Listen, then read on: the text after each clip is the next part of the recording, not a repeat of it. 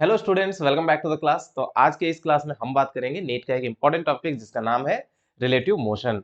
तो relative motion क्या होता है, इसको कैसे कैलकुलेट किया जाता है, रिलेटिव मोशन में क्या क्या चीजें आएंगी, तो इन सबको हम आज की क्लास में वन बाय वन करके डिटेल में पढ़ेंगे। तो चलिए बिना देर करे शुरू करते हैं। तो पहला टर्म क्या है यहाँ पे, रिलेटिव वेलोसिटी। क्या चीज है? Relative velocity. तो रिलेटिव वेलोसिटी के अंदर पहला वर्ड हमें पता करना चाहिए, व्हाट इज रिलेटिव। रिलेटिव का मतलब होता है कंपैरिजन। रिलेटिव का मतलब क्या होता है? कंपैरिजन। सही है। अब जैसे कि कोई ऑब्जेक्ट रेस्ट में है या मोशन में है, हम डायरेक्ट नहीं बोल सकते हैं, इसे कंपेयर करना होता है। ग्राउंड के रेस्पेक्ट में ये ऑब्जेक्ट चल रहा है, ग्राउंड के रेस्पेक्ट में ऑब्जेक्ट नहीं चल रहा है, ऐसे। तो यानी कि इसको किसी के साथ कंपेयर किया जाता है। अब फॉर एग्जांपल मैं आपको बताऊं कि यहाँ पे ये लाइन है, सही है, तो ये लाइन बड़ा है कि छोटा है, कैसे बोलोगे? नहीं बोल सकते हैं ना। तो अगर आपने कहा होता कि ये लाइन बड़ा है, तो मैं उसके सामने एक और बड़ा लाइन खींच देता, तो तब ये लाइन छोटा दिखता आपको, सही है ना। सो वहीं पे अगर आपने कहा होता कि ये लाइन छोटा है, तो तब मैं इसके सामने एक छोटा लाइन बना देता, तो तब ये बड़ा लगता। सही है। तो ये कंपैरिजन आप बिना कंपेयर किए इसके बारे में नहीं बोल सकते कि ये बड़ा है कि छोटा है, आप नहीं बता पाएंगे। सही है। तो इसकी लेंथ बड़ा है या छोटा है, ये वर्ड मेंशन करने के लिए आपको किसी के साथ कंपेयर करना होगा। वो कंपेयर करने वाली चीज को ही हम क्या कहते हैं?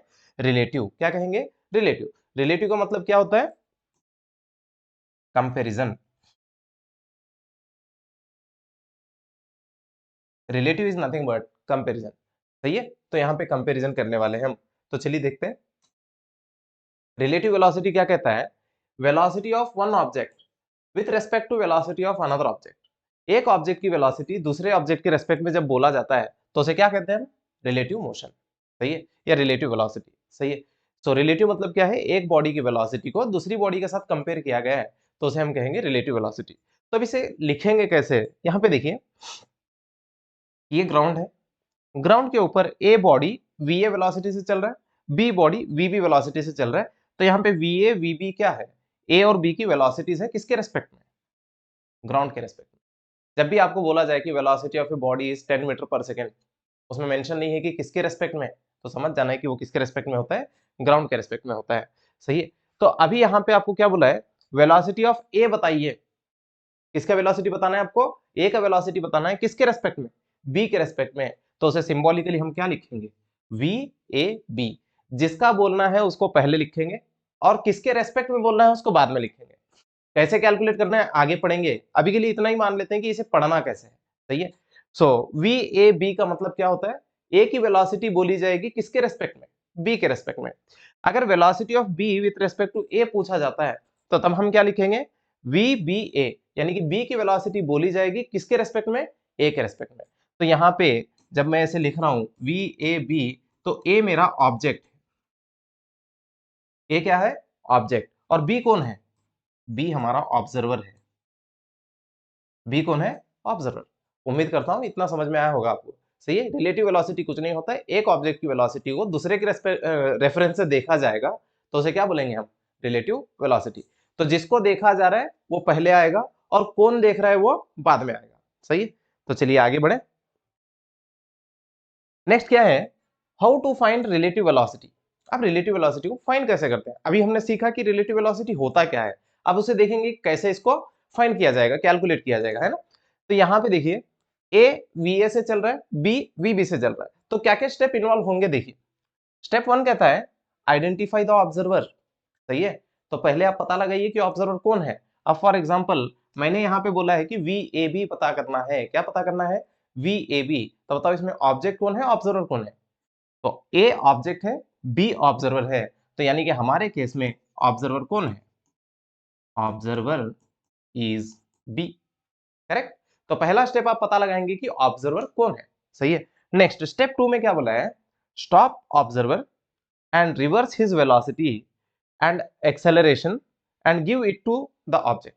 कुछ नहीं करना है, पहले स्टेप में आपको ऑब्जर्वर को पता लगाना है, दूसरे स्टेप में आपको क्या करना है? ऑब्जर्वर को रोक देना है, उसके पास जो भी वेलोसिटी एक्सेलरेशन था उनका डायरेक्शन पलटा के ऑब्जेक्ट को दे देना है। सही है। फिर से एक बार बोल रहा हूं, पहला स्टेप आप क्या करेंगे? ऑब्जेक्ट ऑब्जर्वर कौन है पता लगाएंगे, दूसरे स्टेप में आप क्या करेंगे? उस ऑब्जर्वर को रोक देंगे, रोकने के बाद उसकी वेलोसिटी और एक्सेलरेशन जो भी है उसके पास सब कुछ उल्टा करके ऑब्जेक्ट को दे देंगे। बताइए इस केस में ऑब्जेक्ट कौन है हमारे लिए? ए है। यानी कि बी को रोकना चाहिए, बी के पास जो कुछ भी है सब उल्टा करके किसको देना है? ए को देना है। तो अब देखिए इसके हिसाब से अगर मैं डायग्राम बनाऊं, ये ए है,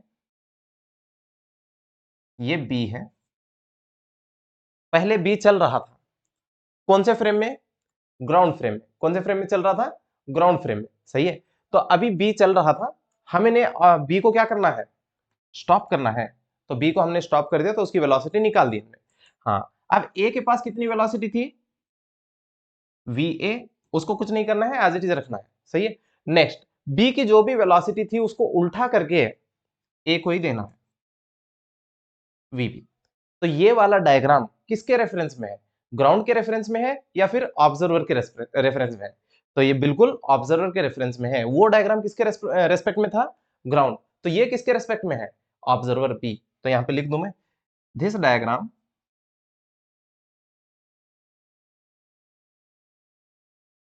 is with respect to B. B के रेस्पेक्ट में ये डायग्राम ऐसे लग रहा है। आई होप ये आपको समझ में आया होगा। तो चलिए आगे बढ़ते हैं। इस स्टेप में क्या करना है? देखिए, find the resultant velocity of object. सही है। तो ऑब्जेक्ट आपको कैसे दिख रहा था? सॉरी, आपको ऑब्जेक्ट कुछ इस तरीके से दिख रहा था। इसको आगे की तरफ वी ए वेलोसिटी है और पीछे की तरफ वी बी वेलोसिटी है। बी रुका हुआ है, बी रुका हुआ है, सही है। तो इसका रिजल्टेंट निकालना है। रिजल्टेंट कैसे निकाला जाता है? बड़े वाले वेलोसिटी में से छोटा वाला वेलोसिटी को माइनस किया जाता है। तो यहाँ पे क्या लिखेंगे हम? V A B is equal to V A minus V B, और V A B is equal to V B minus V ए।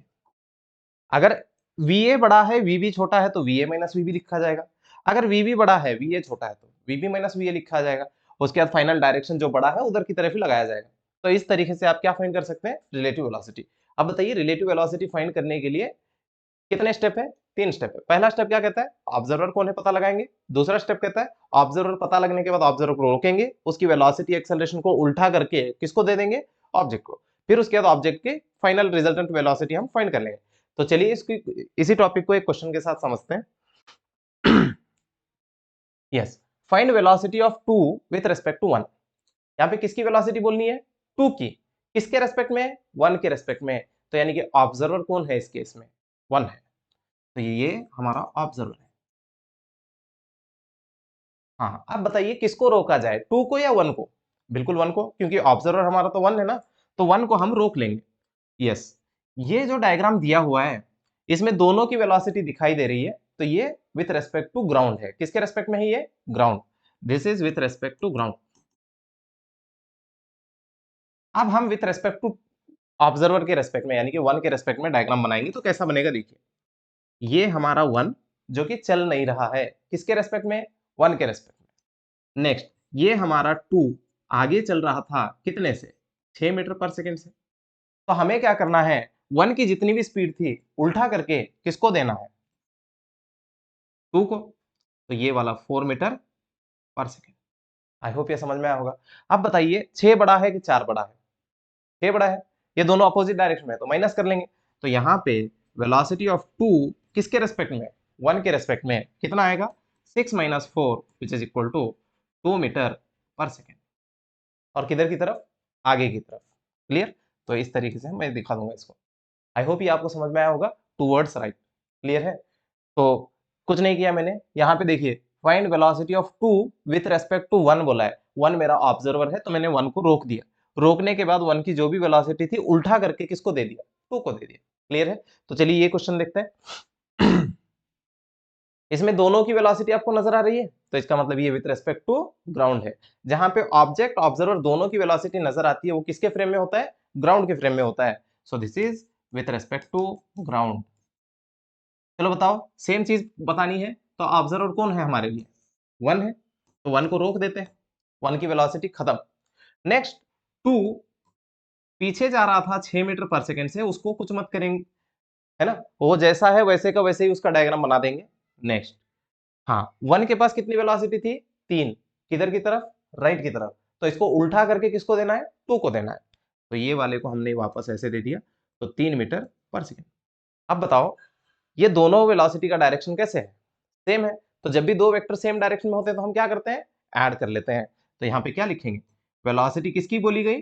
2 की। कौन बोल रहा है 1 विच इज इक्वल टू क्या लिखा जाए 3 + 6 which is equal to 9 metre पर सेकेंड। किधर टूवर्ड्स राइट कि टूवर्ड्स लेफ्ट? लेफ्ट की तरफ है, तो मैं ऐसे दिखा रहा हूँ। उम्मीद करता हूँ ये 2 क्वेश्चन आपके समझ में आए होंगे। सही है, कुछ मत करो, ऑब्जर्वर पता लगाओ, ऑब्जर्वर को रोक दो, उसकी वेलोसिटी को उल्टा करके ऑब्जेक्ट को दे दो। सही है, तो चलिए अगला सवाल देखिए। यहाँ पे ये 2 डायमेंशन में है, पहले वाले कैसे थे, दोनों एक ही लाइन में थे, इसमें 2 डायमेंशन है। तो अब देखिए यहाँ पे 1 2, हमारा ऑब्जर्वर कौन था 1 था, तो हमें रोकना किसको है 1 को। तो चलो ये वाला जो डायग्राम है ये विथ रिस्पेक्ट टू ग्राउंड है, ये विथ रिस्पेक्ट टू ग्राउंड है। सही है, तो चलिए हम इसको सॉल्व करते हैं। तो कैसे दिखेगा हमें 1 हमारा रुक गया, करेक्ट, 2 हमारा चल रहा था, 2 को कुछ मत करो, जैसा था वैसे ही रखो उसको। हाँ, अब 1 के पास वेलोसिटी राइट की तरफ 4 था, तो उसको उल्टा करेंगे तो लेफ्ट आएगा, तो इसको इधर की तरफ 4 मीटर पर सेकेंड। अब बताओ ये दोनों वेक्टर एक दूसरे के साथ कैसे है परपेंडिकुलर, तो हमें क्या करना होगा पैरेललोग्राम कंप्लीट करना होगा। उसके बाद यहां से हम ऐसे डायगोनल ड्रॉ करेंगे, तो ये डायगोनली इन दोनों का रिजल्टेंट होगा, तो इसको हम नाम देंगे v21, क्योंकि ये वेलोसिटी 2 की बोली गई किसके रेस्पेक्ट में 1 के रेस्पेक्ट में। हाँ, आप बताओ पाइथागोरस थ्योरम आएगा ना यहाँ पे, तो v21 is equal to under root इसका स्क्वायर 9 और उसका स्क्वायर 16, तो बताओ कितना हो रहा है ये √25 which is equal to 5 metre पर सेकेंड। थोड़ा जब भी आप रिलेटिव वेलोसिटी वाले क्वेश्चन करने जाएंगे तो आपको थोड़ा सा वेक्टर अच्छे से आना चाहिए, एडिशन वाला। सही है, तभी आप ये सब कुछ कर सकते हैं, रिजल्टेंट वेक्टर पता करने आना चाहिए। उम्मीद करता हूं कि ये रिलेटिव वेलोसिटी कैसे कैलकुलेट करते हैं ये आपको समझ में आया होगा। सही है,